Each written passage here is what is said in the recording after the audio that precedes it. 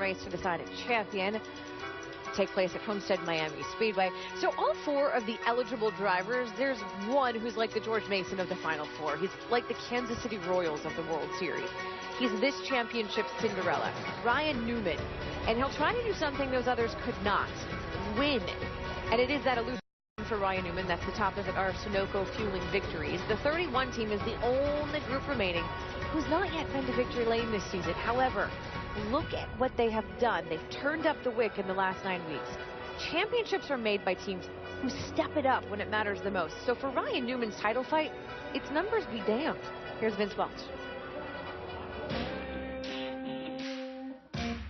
With all the complicated and crazy numbers at a NASCAR season, Ryan Newman's formula has been unique.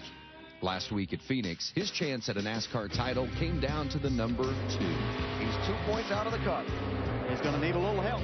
Felt like we had found ourselves in a pretty bad situation. What a pressure situation for Ryan Newman, knowing that you just can't make one slip. Oh, man.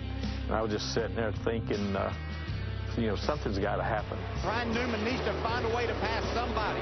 We just need one spot, no matter who. I mean, I won't lie. I'd thought about doing whatever I had to do. Newman's beside the 42. And these 42's in the wall. Ryan Newman is going to get in with that move on the last lap. That's your season. Outside. Right there. Last corner. Clear. Trigger flag. Trigger flag. Race speed hard, I'm not necessarily proud of doing it that way, but, in the end, we were racing for more than 11th spot. We were racing for a championship. He reminds me of someone else. I remember asking Dale Earnhardt, what is it that makes you go like you do on at the end? He looked up at me and he said, I want it worse than they do.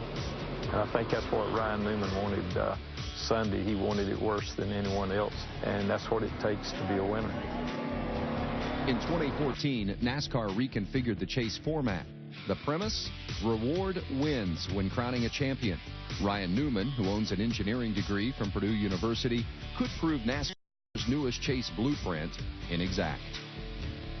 Am I dissatisfied because I haven't won? Yes, but I've said from the very beginning, every Cup Championship trophy that I've ever seen says the name of the person and that they're the champion. It doesn't say how many races. I expected us to win races, but altogether, we've had the consistency that's led us to be here, and that's what this points format has created. The equation for Newman's success not only comes in the strength, but also his consistency in numbers. 15 top 10 finishes, only 2 outside the top 25, and just 1 DNF. I'd say by numbers, this isn't my best season. I'm definitely more consistent. Another solid, consistent day for Newman and this team. I don't think you can take somebody who is that good on an average basis and say that you're not worthy of winning a championship. What Ryan did on Sunday was get backed into a corner and really had to make something happen, and that's the type of moment that creates champions. When a driver becomes a champion and he walks in that garage area, it's just a level of respect that's unbelievable. And it's something on your resume that you'll carry for the rest of your life, as being a champion in NASCAR. I say it in a non-selfish way. I don't think about it as what it would mean to Richard Childress Racing. I think about what it would mean to me as a family member of Richard Childress Racing. Numbers can be unpredictable, but can the 16th seed diagram a winning formula this Sunday at Homestead to become the 2014 NASCAR champion? If you want to win a championship, that's W with the C reference to it. You're going to take effort and performance, and you're going to put that to the power of 31. That's how you win a championship. It's been a successful season on many levels for Richard Childress Racing, and how big it would be if the 31 could get it done today. And certainly Richard Childress is no stranger to championships.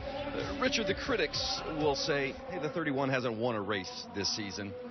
How does this 31 team deserve the championship minus the win? Where is it worthy of that title despite the 0 in the win column?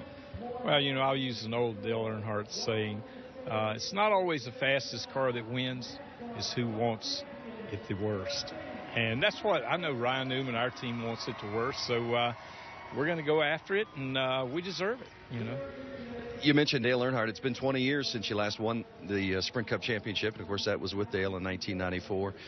What would it mean to you to be on that stage holding that trophy again today? Well, not only to me, but the whole RCR organization, and Ryan Newman. I mean, he's such a class act and a great guy, and fun to work with, so I'll just be happy to be part of it. I liked Ryan's comment. He said some have called us Cinderella. He likes to think of himself as Prince Charming, and how big it would be if Richard Childress could add a 7th Cup title today. Nicole? Perhaps a surly Prince Charming, if maybe not. Next in the pit studio, I say that because Ryan Newman is with us. And what happens when you tell Ryan he doesn't belong in the championship run? Maybe we'll have Brad ask that question. He's the only one with the size on Newman to protect himself. That's next. Spurs, Cavs.